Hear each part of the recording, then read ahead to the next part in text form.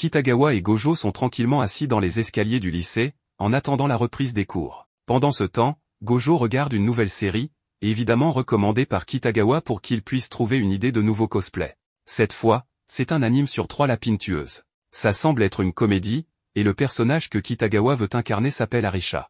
C'est le costume typique de lapine, donc cela ne demande apparemment pas trop d'efforts pour Gojo. Le plus long, c'est qu'il doit regarder tout l'anime pour bien comprendre le personnage et concevoir le costume. Cela dit, il est content de le faire. Kitagawa lui dit qu'il n'a pas besoin de se presser ou de regarder toute la série d'un coup, mais comme Gojo aime bien l'anime, ce n'est pas un souci. Kitagawa précise qu'elle adore les costumes de lapine, que beaucoup de gens en sont fans, ce qui est vrai. Gojo ne le savait pas, mais maintenant c'est bien clair. Kitagawa préfère toutefois les modèles classiques, ceux d'Halloween, parce que ce qui est ancien, traditionnel, reste toujours plus beau, plus apprécié. Elle le dit à Gojo, qui comprend parfaitement, car cela lui rappelle ses poupées Ina, rien de plus classique que ça. D'un autre côté, Kitagawa veut louer un studio pour prendre des photos.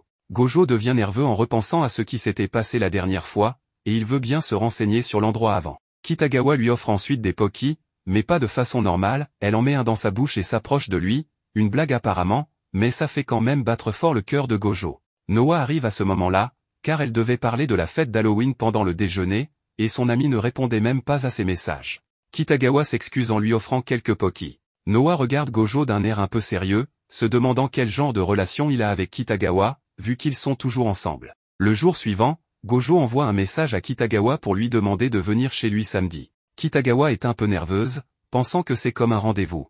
Il ne lui avait jamais demandé ça avant, donc elle est excitée. Mais une fois sur place, ce n'est pas du tout ce qu'elle pensait. Gojo est déprimé, le cosplay n'est pas comme il l'espérait. Le costume ne tient pas bien, c'est une pièce unique sans bretelles pour les épaules, donc si Kitagawa le porte, tout risque de glisser. Gojo est déçu de ne pas y avoir pensé. Kitagawa propose d'ajouter des bretelles transparentes, mais Gojo pense que cela dénaturerait la forme du costume. Kitagawa suggère aussi de le fixer avec un clip pour l'ajuster au corps. Ils partent donc acheter des bretelles. Au magasin, Gojo explique la situation à un vendeur en lui montrant le costume de lapine. Le vendeur est un peu surpris, pensant que Gojo veut le porter lui-même, mais il se dit que les temps ont changé, et voyant l'enthousiasme sincère du garçon, il décide de l'aider. Il comprend ensuite que le costume est pour Kitagawa, et s'excuse. Kitagawa, quant à elle, se demande tout de même à quoi ressemblerait Gojo en lapine. Le vendeur leur explique qu'il n'y a pas besoin de bretelles, le costume peut tenir avec des baleines, des coussinets, comme un corset. Gojo se sent un peu bête de ne pas y avoir pensé, mais il décide de s'améliorer. Le vendeur le rassure, en disant que c'est normal de faire des erreurs. Kitagawa demande s'il y a un risque que le costume glisse et qu'elle finisse par tout montrer. Le vendeur répond que non, avec des baleines bien placées, il n'y aura aucun problème. Kitagawa semble tout de même un peu déçu. Ils rentrent chez eux, font les ajustements, et Kitagawa doit essayer le costume. Petit problème, Gojo entre dans la pièce sans attendre qu'elle lui dise d'entrer. Et comme le costume est très échancré, Kitagawa porte des sous-vêtements visibles à la taille, et Gojo les voit. C'est trop pour lui. Kitagawa n'était pas préparé, donc ils doivent sortir acheter des sous-vêtements adaptés pour que rien ne se voie. Ils vont enfin au studio qu'ils ont loué, qui est magnifique, avec différents décors pour prendre des photos. Gojo comprend que les cosplayers ont besoin de ces lieux pour donner vie à leurs personnages. C'est comme ces poupées Gina, il leur faut aussi tout un environnement. Kitagawa a pensé à une solution pour cacher ses sous-vêtements sans montrer trop de peau. Gojo est rassurée, mais en réalité, elle montre plus de peau que prévu. Sauf qu'elle porte des collants couleur chair, donc Gojo, qui a 15 ans, ne fait pas la différence entre de la vraie peau et des collants, ça lui fait le même effet. Il réussit quand même à prendre des photos, Kitagawa est ravi, mais Gojo a besoin d'une pause pour respirer. Kitagawa aime tellement le résultat qu'elle prévoit de porter ce cosplay pour la fête d'Halloween. Elle invite aussi Gojo à venir. Le jour venu, Gojo se déguise en lapin, avec une mascotte géante. Tout le monde va au karaoké, ils s'amusent, parlent de garçons, des nombreux mecs qui abordent Kitagawa, et qu'elle repousse. Gojo se demande s'il a vraiment sa place ici, mais comme personne ne lui dit rien, il se sent intégré. On lui demande s'il veut chanter, mais il ne connaît que les chansons d'anime qu'il a regardées. Les filles parlent des cosplays de Kitagawa, faits par Gojo, et elles sont impressionnées. Elles parlent aussi du maquillage. Un des amis de Kitagawa demande à Gojo s'il maquille aussi Kitagawa, en s'étonnant qu'un garçon sache faire ça. Pourtant, lui-même est déguisé en chat. Un autre ami dit que c'est normal, que son frère aussi se maquille et a étudié l'esthétique. Les hommes peuvent savoir maquiller. Personne ne juge Gojo, et cette fois, il se sent accepté. Alors qu'il est perdu dans ses pensées, Noah termine une chanson et demande dans le micro si Kitagawa et Gojo sortent ensemble, ce qui le fait recracher un peu de son soda. Avec la question de Noah, évidemment, tout le monde attendait une confirmation que Kitagawa et Gojo sortaient ensemble. Mais il déclare rapidement que ce n'est pas le cas. Évidemment, pour éviter tout malentendu et pour que Kitagawa ne se sente pas mal. Pourtant, les filles espéraient vraiment qu'ils sortent ensemble, car ils passent beaucoup de temps ensemble et ils ont l'air très compatibles. Elles avaient même entendu dire qu'ils étaient allés ensemble au festival d'été. À ce moment-là, Gojo part rapidement en courant car il avait renversé du jus sur son costume. Il ne se sent clairement pas digne d'être avec Kitagawa, et de son côté, Kitagawa est un peu triste qu'il l'ait nié aussi fermement, comme il l'avait déjà fait auparavant lorsque Sayuna lui avait demandé s'ils étaient en couple. Elle se sent un peu déprimée à cause de cela. Deux types arrivent pour lui parler, et quand Gojo revient après s'être un peu séché, il les surprend en train de parler avec Kitagawa. L'un d'eux semble un peu désagréable dans son attitude envers elle. Gojo se rappelle ce que les filles avaient dit à propos des gars qui essaient toujours de les draguer, ce qui est plutôt agaçant. Il s'approche donc pour empêcher le type de toucher Kitagawa. Mais en réalité, ce n'étaient pas des types dangereux, c'étaient simplement deux esthéticiens du salon où Kitagawa va habituellement. L'un d'eux l'a critiqué parce qu'elle ne prenait pas assez soin de ses cheveux. Évidemment, Gojo se sent un peu honteux d'avoir mal jugé la situation et s'excuse beaucoup. Mais Kitagawa lui dit de ne pas s'inquiéter, qu'ils l'ont même invité à venir au salon pour une coupe quand il le souhaite. Elle se sent même un peu heureuse parce qu'il a agi pour la protéger, alors elle lui donne un petit bisou sur le costume. C'était mignon, mais Gojo croit qu'elle a claqué la langue, comme si elle était fâchée, et il pense qu'il a fait quelque chose de mal. Elle ne lui dit pas ce qu'elle ressent vraiment, rougit beaucoup, puis finit par partir. De retour en classe, Kitagawa ne vient pas et informe la professeure qu'elle est malade, qu'elle a attrapé un rhume. Tous ses camarades sont inquiets. Gojo lui envoie un message pour savoir si elle va bien et attend toute la journée qu'elle réponde. Mais comme elle ne répond pas, il craque. Il dit qu'il ne se sent pas bien et quitte l'école pour aller chez Kitagawa, sachant qu'elle vit seule. Il lui apporte des médicaments et quelque chose à boire pour qu'elle puisse aller mieux. Quand elle lui ouvre la porte, elle est sur le point de s'évanouir. Il commence alors à prendre soin d'elle. Il lui trouve des vêtements pour qu'elle puisse se changer, car elle est trempée. Il tombe sur les fameux t-shirts de Kitagawa. Gojo lui prépare du riz avec quelques épices pour qu'elle mange un peu. Elle est vraiment mal en point. Elle finit même par pleurer, pensant qu'elle allait mourir de faim, n'ayant rien à manger. Mais maintenant, Gojo est là pour l'aider. Il lui dit qu'elle va bientôt se sentir mieux. Quand il se lève pour faire la vaisselle, elle l'arrête pour le remercier d'être là, juste de l'avoir accompagné. Un peu plus tard, elle commence à se sentir mieux, sa température baisse, et il reste même un peu de nourriture pour plus tard. Le problème, c'est que les amis de Kitagawa arrivent inquiètes pour elle. Gojo ne veut surtout pas qu'elle le voie là, car il avait prétendu être malade pour rentrer chez lui. Il prend alors ses affaires et se cache sur le balcon de Kitagawa, où il finit par attraper froid, car elle vit aux étages supérieurs. Une fois guéri, ils se rendent à un aquarium où a lieu un événement cosplay. Tout le monde est déguisé et peut prendre des photos. Kitagawa est ravie car elle tombe sur Subaru Sugawa, un personnage de Cosmo Lovers. Elle s'approche de la cosplayeuse et lui demande son nom, elle s'appelle Amane Himeno. Kitagawa engage la conversation avec elle, propose d'aller manger ensemble pour discuter et prendre des photos. Mais un problème survient, Himeno a perdu une pince de sa jupe. Kitagawa et Gojo l'aident à la chercher. Ensuite, voyant que ce sont de bonnes personnes, elle accepte de les accompagner. Avant cela, Gojo l'aide à réparer sa jupe, car elle est un peu déchirée. Il transporte toujours ses outils de couture pour Kitagawa, au cas où. C'est là qu'on apprend que Himeno n'est pas une fille, mais un garçon, car ils peuvent tous deux entrer dans les vestiaires masculins sans problème. Gojo est intrigué par son apparence très féminine et se demande ce qu'il utilise pour obtenir cet effet. Il remarque dans sa trousse de maquillage un tube de colle liquide. Il se demande s'il l'utilise pour quelque chose, ce qui pourrait être dangereux. Plus tard, il ose poser la question et découvre que Himeno l'utilise pour coller sa frange afin qu'elle reste en place. Personne ne remarquait ses traits masculins, ce qui étonne Gojo, mais cela ne le dérange pas. Himeno montre alors des photos de ses cosplays tous féminins, très convaincants. L'une d'elles montre Himeno avec une poitrine, ce qui surprend Gojo. Il lui demande si c'est une retouche photo, mais Himeno lui explique qu'il utilise des faux seins. Il propose même de les montrer, ce qui gêne beaucoup Gojo, tandis que Kitagawa est tout excité. Himeno les emmène dans un magasin spécialisé cosplay où l'on trouve tout, et aussi les faux seins qu'elle mentionnait. Ils ont l'air très réalistes, et elle en fait essayer à Gojo pour voir s'ils lui vont. Kitagawa ne peut s'empêcher de trop toucher, ce qui gêne Gojo, même si ce ne sont pas des vrais. Dans ce magasin, il découvre plein d'articles inconnus, maquillage, perruques, etc. Himeno lui explique ses techniques pour paraître féminine, différentes de celles de Kitagawa. Gojo est de plus en plus impressionné. Il se retrouve seul un moment et Himeno lui explique que certaines perruques sont déjà prêtes à l'usage, ce qui est idéal pour ceux qui n'ont ni le temps ni les compétences de Kitagawa ou Gojo pour créer des cosplays fidèles. Gojo comprend et respecte cela. En partant, deux autres cosplayeuses viennent prendre des photos avec Himeno, qui leur demande d'abord si elles ne sont pas gênées par son prénom masculin. Elles sont surprises mais contentes. Himeno avait peur de leur réaction, mais tout se passe bien. Ils prennent tous de nombreuses photos et passent un agréable moment ensemble. Himeno raconte alors comment il a commencé le cosplay. En 2e année de lycée, sa sœur lui a proposé de le maquiller pendant qu'il regardait une émission de drag queens.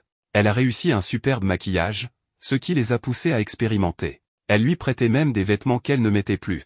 Il manquait de confiance en lui, se trouvait trop maigre, trop petit. Le cosplay a changé sa vie, il a gagné en confiance. Sa mère l'a soutenu et accepté. Mais à l'université, il a eu une copine qui a découvert ses vêtements. Elle a cru qu'il la trompait, pensant que les hommes ne portent pas ce genre de choses. Il lui a expliqué la vérité, mais elle a été écœurée et lui a demandé de tout jeter. Gojo devient triste en pensant que Himeno a tout abandonné pour elle. Mais non, il lui a simplement dit qu'il avait rompu avec elle. Kitagawa, elle, est émue. Comment peut-on demander à quelqu'un d'abandonner ce qu'il aime? Himeno leur dit qu'il a dépassé cela, qu'il est heureux et continue à faire ce qu'il aime. Il dit que son alter ego cosplay lui donne confiance.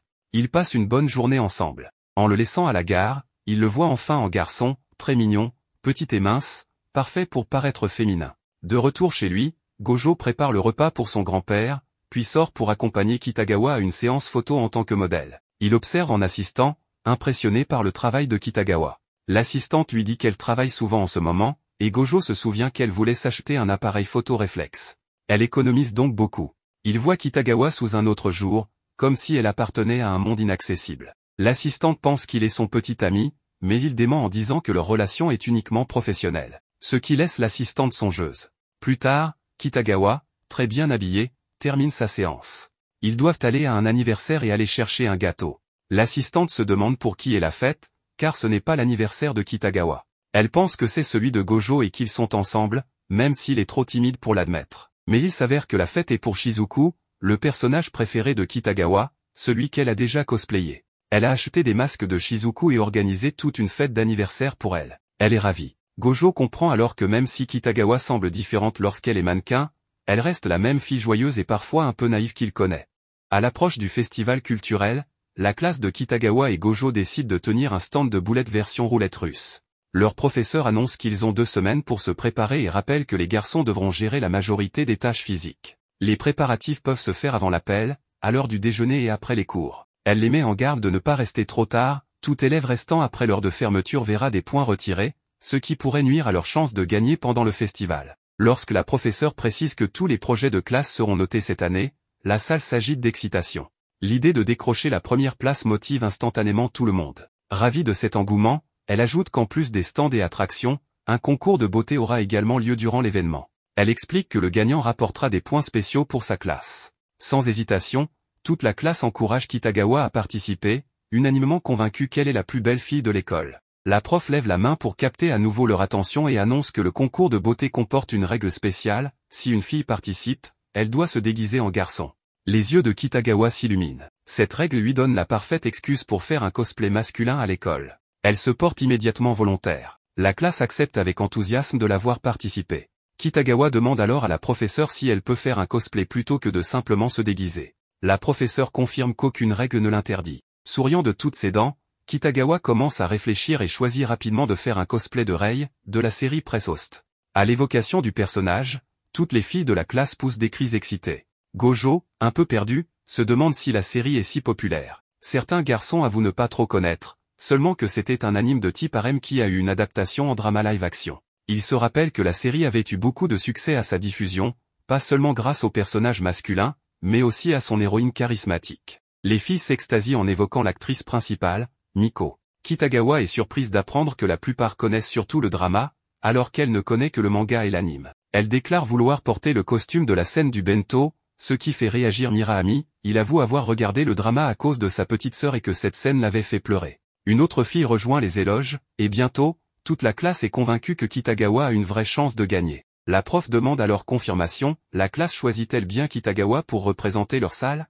Tout le monde répond avec enthousiasme. Elle informe Kitagawa qu'en plus du costume, elle devra préparer une petite performance pour impressionner le public. Sans hésiter, Kitagawa affirme qu'elle peut gérer. Ses camarades exultent, motivés à la fois pour le concours de beauté et pour attirer le plus de visiteurs à leur stand. Profitant de cet élan, Kitagawa se tourne vers Gojo et lui annonce qu'elle aura besoin de son aide et qu'elle va lui prêter tous ses volumes de Press Host pour référence. Certains élèves semblent perdus, ignorant le rôle de Gojo dans les cosplays de Kitagawa. Noah intervient et explique calmement ce que Gojo fait. Énergisé par l'attention, Kitagawa lève le poing et déclare qu'ils vont gagner. Le soir venu, Gojo commence à regarder Press Host pour mieux comprendre le personnage que Kitagawa souhaite incarner. Il découvre que l'héroïne, Koyomi, rencontre Rei pour la première fois alors que cette dernière tente de cacher sa faim, mais son ventre gargouille bruyamment. Prise de pitié, Koyomi lui offre son déjeuner. Plus tard, à la pause de midi, Koyomi et ses amis croisent à nouveau Rei, cette fois habillée en fille. Koyomi ne la reconnaît pas du tout.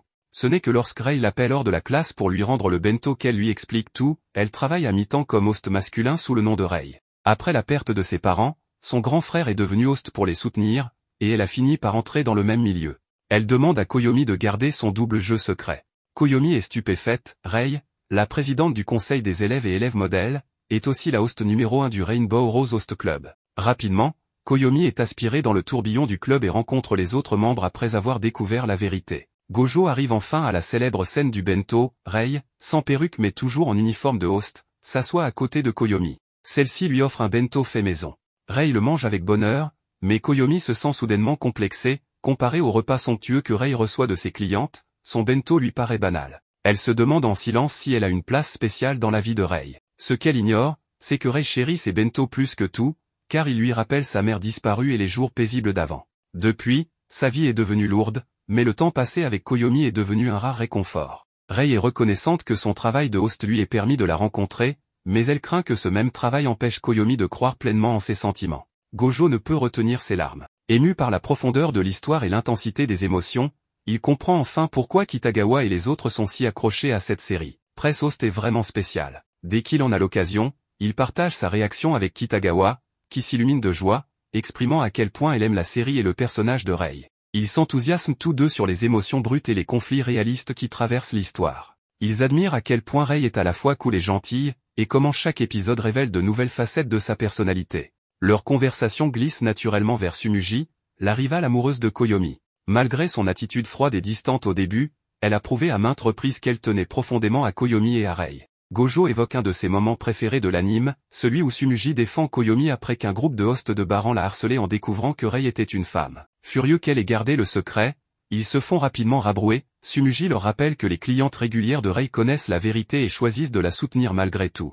Kitagawa se remémore la scène et s'exclame que Tsumugi est sans doute le personnage le plus viril de toute la série. Gojo montre à Kitagawa l'esquisse d'un costume 3 pièces qu'il conçoit pour elle, pensé pour refléter le charme de Rei. Pour le maquillage, plutôt que de forcer un aspect masculin, il veut un style androgyne, subtil et élégant, à l'image de Rei. Ils évoquent aussi la fameuse rose arc-en-ciel que Rei porte. Plutôt que de l'acheter dans un magasin spécialisé à plus de 1000 yens, Gojo propose d'acheter une rose artificielle et de la peindre même. Kitagawa mentionne qu'elle est un peu petite pour passer pour Rei, mais des semelles compensées régleront le problème. Elle suggère aussi d'utiliser le même tissu que pour l'un des corsets élégants que Gojo lui a confectionné. Mais il refuse, ce tissu est trop voyant. Rei n'a jamais été extravagante, et le costume doit attirer l'attention sur sa présence, pas la masquer. Il explique que Rei a probablement été réprimandé plusieurs fois pour ne pas s'habiller plus brillamment, et qu'ils doivent trouver un équilibre, rien de trop simple, mais surtout pas trop clinquant. Gojo ajoute que les costumes de host sont taillés différemment des costumes classiques pour mettre en valeur la silhouette. Cela complique les choses, car il sera difficile de dissimuler les formes de Kitagawa. En y pensant, Kitagawa réalise qu'il connaît sûrement toutes ses mensurations par cœur. Cette idée intime la fait rougir, mais elle se ressaisit en affirmant que 2 semaines suffiront. Gojo lui rappelle qu'avec toutes ses autres tâches pour le festival, son temps est limité. Kitagawa commence à paniquer, doutant de pouvoir concrétiser le cosplay. En revenant vers la classe, elle déclare soudain qu'elle fera le costume de Rei elle-même. Ils vont dans la salle de couture où Gojo lui donne une liste du matériel nécessaire. Il lui dit qu'elle pourra demander à Usami si quelque chose lui échappe et qu'il rédigera même des instructions, bien qu'il craigne que ce soit trop pour elle. Kitagawa tente de le rassurer, mais son tremblement trahit son anxiété. Elle traverse les couloirs pour aller faire les achats. Avant, c'était amusant parce qu'ils préparaient les cosplays ensemble, mais cette fois, sans l'aide habituelle de Gojo, elle se sent sous pression. Elle s'arrête un instant pour se motiver et, dans un élan d'assurance, promet de tout acheter correctement et de finir le costume avant de courir hors de l'école. Pendant ce temps, Gojo est rongé d'inquiétude. Il imagine un plan de secours si Kitagawa n'y arrive pas. En repensant à toutes ses responsabilités, il décide qu'il doit croire en ses capacités. Il veut réussir, pas seulement pour Kitagawa, mais pour toute la classe. Lorsque Gojo revient en classe, tout le monde est surpris de le voir. Il explique qu'il est là pour aider à l'aménagement intérieur, mais ses camarades lui disent qu'il n'a pas besoin d'être là et doit se concentrer sur le cosplay de Kitagawa. La confusion règne jusqu'à ce que Noah réalise que Gojo a cru devoir tout gérer parce que la prof avait dit que les garçons feraient la plupart des tâches physiques. Ses camarades insistent, il doit garder son énergie pour Kitagawa. Gojo tente de dire qu'il peut tout faire, mais Shiki l'avertit qu'il s'épuisera. Finalement, Gojo cède et ses camarades lui disent de leur laisser le festival. Les filles ajoutent qu'elles ont besoin de lui pour Kitagawa, car elles sont toutes nulles en couture. Gojo est touché, il pensait qu'il le trouvait inutile, mais en réalité, il compte sur lui pour quelque chose d'important. Quand ils apprennent que Kitagawa est parti seul faire les courses, ils le réprimandent, tout le monde sait qu'elle a tendance à se laisser emporter en shopping. Il l'envoie immédiatement la rejoindre avant qu'elle n'achète n'importe quoi. Gojo court jusqu'à la gare, heureux et motivé. Il appelle Kitagawa et lui dit de l'attendre pour qu'ils fassent les courses ensemble. Ils arrivent à la boutique de tissus, accueillis par Usami, qui remarque tout de suite l'humeur plus joyeuse de Gojo. Il lui montre son croquis que Usami identifie immédiatement comme un costume de host. Gojo décrit le tissu qu'il imagine, et Usami sort un satin mat à l'éclat élégant et discret. Kitagawa et Gojo sont séduits par le tissu, que Kitagawa juge parfait et qu'elle se dit prête à payer. Tandis qu'ils discutent des prochains achats, Usami les observe avec affection, espérant en silence que le résultat final sera magnifique. Gojo et Marine ont apporté le plan à l'arrière-grand-père de Gojo pour le montrer, et ce dernier a trouvé que la répartition des étapes ressemblait beaucoup à la fabrication des poupées Ina. Chaque jour, Gojo maquille environ 200 à 300 poupées Ina, ce qui surprend énormément Marine. Elle pensait que c'était un travail si pénible qu'on ne pouvait en faire qu'une dizaine par jour. Mais à ce rythme, il serait impossible de respecter les délais. Le grand-père explique qu'ils ont reçu l'aide de beaucoup de gens et conseille à Gojo d'apprendre à compter sur les autres. Alors que Marine se resserre en riz, elle entend le grand-père dire qu'il aimerait aider son petit-fils, mais que celui-ci refuse, craignant que ses douleurs au dos ne reviennent. Le lendemain matin, Gojo arrive tôt pour préparer le costume de Marine, tandis que celle-ci se lève aussitôt pour lui préparer un bento. Cela rend Gojo fou de joie, car il n'avait jamais imaginé manger un repas préparé par Marine. Il est très curieux de savoir ce qu'elle a cuisiné, mais elle lui demande d'attendre le déjeuner pour rendre le moment plus excitant. À l'heure du déjeuner, Marine lui révèle que c'est son tout premier bento et qu'elle est très nerveuse. Gojo l'est tout autant, se demandant à quoi s'attendre, même s'il attend ce moment avec impatience.